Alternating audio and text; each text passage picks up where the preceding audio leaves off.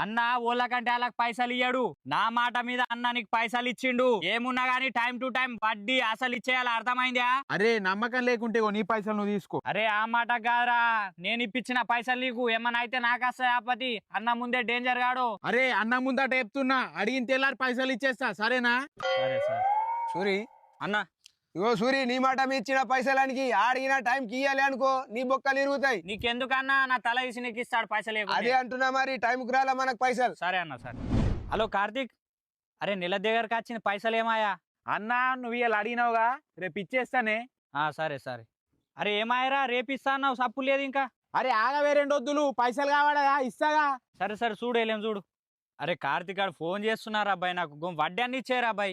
అరే నువ్వు కాగానే ఇప్పించినావరా పైసలు, ఓడిపియకపోవా? నేనేమన్నా ఊళ్ళకెళ్ళి వారిపోతున్నా? ఇంకొకసారి ఫోన్ చేసినావు అనుకో, పైసలు ఇయ్యమని ముందు చెప్తున్నా.